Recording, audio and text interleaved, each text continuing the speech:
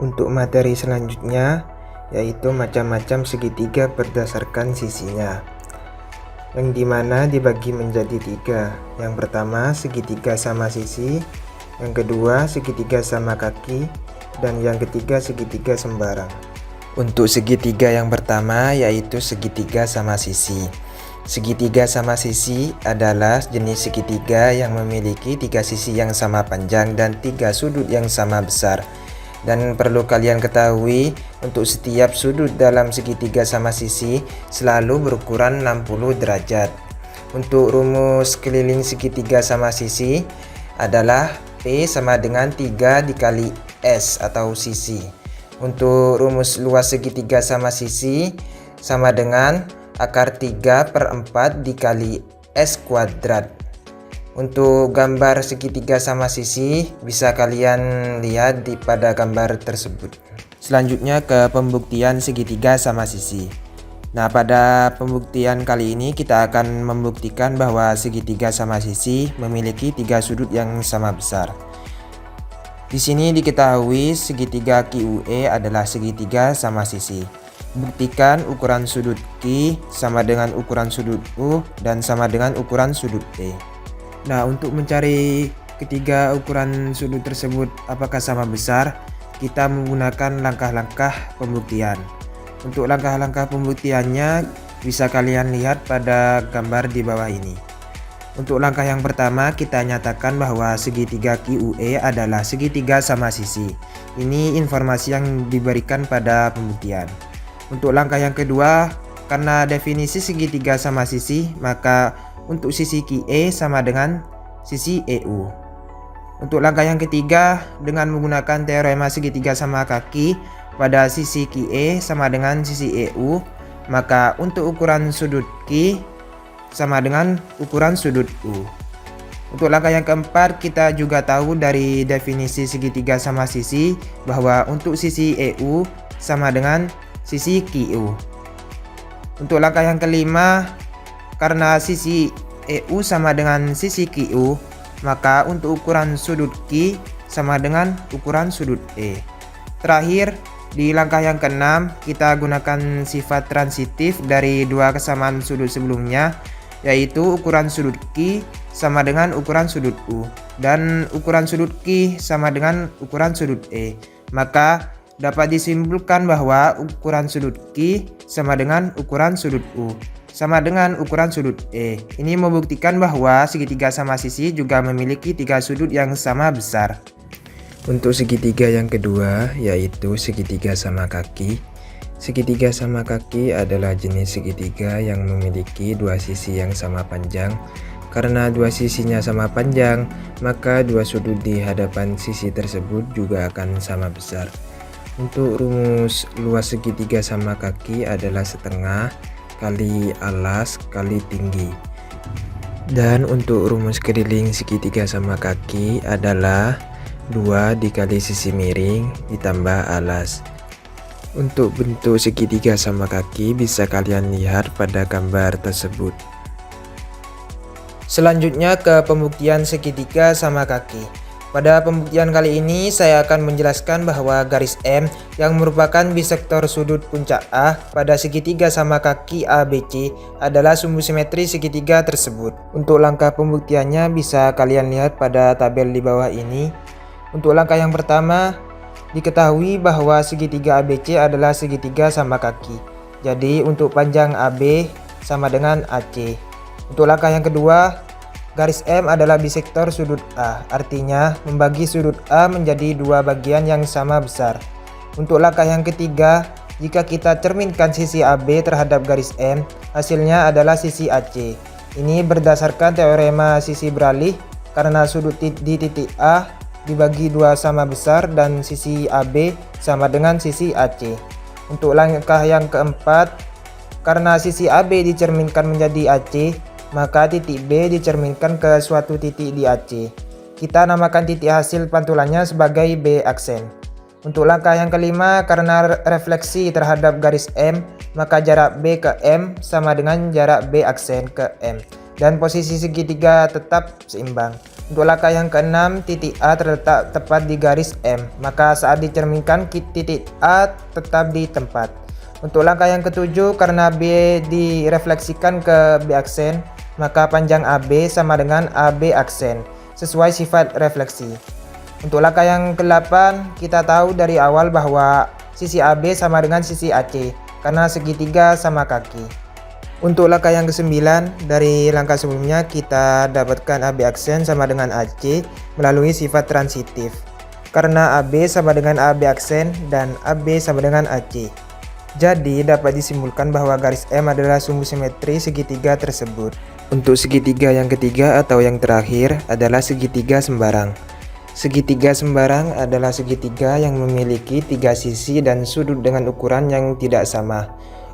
Untuk rumus luas segitiga sembarang yaitu akar setengah keliling dikali setengah keliling dikurangi A, setengah keliling dikurangi B, setengah keliling dikurangi C. Dan untuk rumus luas segitiga sembarang jika diketahui 2 sisi dan sudut yaitu setengah dikali A dikali B dan dikali sin C. Untuk rumus keliling segitiga sembarang yaitu A plus B dan plus C. Selanjutnya ke pembuktian rumus segitiga sembarang. Di sini dijelaskan bahwa rumus dasar untuk mencari luas segitiga adalah luas sama dengan setengah kali alas kali tinggi. Nah, di sini kita diberikan 2 gambar segitiga. Nah, untuk yang segitiga pertama ini diberikan sebuah segitiga dengan sisi C sebagai alasnya. Dan untuk tinggi segitiganya dapat dinyatakan dalam bentuk sinus sudut. Jika kita mengambil sudut A, maka sin A sama dengan T per B, sehingga T sama dengan B sin A. Kemudian kita substitusikan nilai tingginya ke dalam rumus luar dasar, menjadi L sama dengan setengah kali alas kali tinggi, sehingga menjadi L sama dengan setengah kali C kali B sin A, atau bisa diperoleh menjadi L sama dengan setengah BC sin A.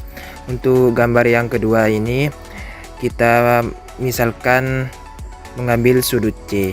Nah, dengan cara yang sama untuk tinggi segitiganya atau T-nya dapat dinyatakan sebagai T sama dengan A sin C. Nah, dari segitiga ini nampak bahwa alasnya adalah B, sehingga untuk rumusnya luas sama dengan setengah kali B kali A kali sin C, atau bisa ditulis dengan luas sama dengan setengah AB sin C.